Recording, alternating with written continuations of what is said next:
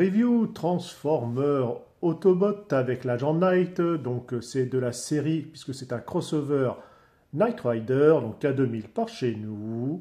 On a la boîte en carton actuel recyclé qui est vraiment pas terrible en termes de toucher. Sinon aspect G1, derrière on a l'artwork avec également la fiche de spec. Donc c'est pour les 40 ans de la licence. La notice succincte, hein, voilà, son et lumière, on va voir ça par la suite. Les piles LR44 ne sont pas fournies. La transfo. La voiture vient avec de magnifiques stickers dégueulasses. Même pas une partie transparente pour les feux. Alors ici, bien sûr, ça peut se rabattre.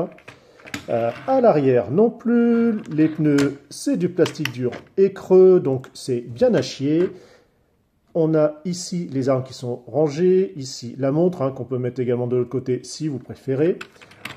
On a cette partie-là à l'avant qui est très proéminente, puisque c'est là où se situe tout simplement le système électronique, les piles, donc il y a juste à dévisser, hein, et ici le haut-parleur. On va avoir sur le dessus un bouton, bon, comme c'est découpé un petit peu partout, finalement ça passe pas trop mal. Mais bon, avoir un système tactile ou un bouton même caché en dessous, ça aurait peut-être été un peu mieux. On va avoir différentes phrases et système son et lumière.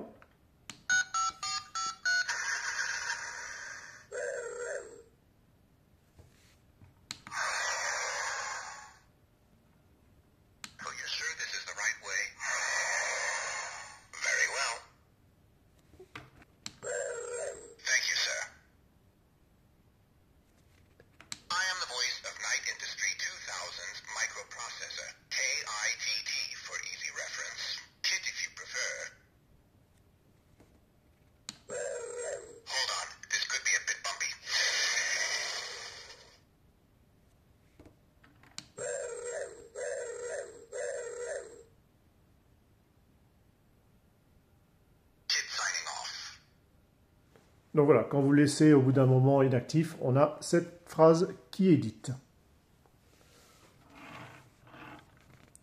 Alors sinon, bon, ça ressemble voilà, à K2000. Hein. On a quand même les vitres en transparente. Forcément, on voit le robot à travers. L'undercarriage, bon, ça va être compliqué, hein, vu la taille. Mais de manière, voilà, sinon comme ça, à première vue, c'est quand même pas si mal d'avoir réussi à tout caser. Une belle petite prouesse. Non, franchement, voilà, d'avoir mis juste des plastiques peints ou stickers, franchement, c'est bien pourri. La transformation, bon, pas grand-chose à dire, hein, c'est extrêmement basique. Le robot a une allure de robot. Bon, voilà, c'est pas ce que je préfère, hein, ça va directement rester en mode véhicule. Les armes peuvent être très bien en main, mais également rangées dans les portières.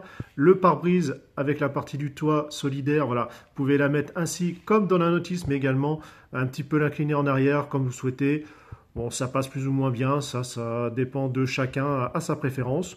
Les articulations classiques, le ball joint, articulation ici, vous avez le coude, forcément également au niveau du poignet, la rotation ici, genou et puis bien sûr cheville. Très classique.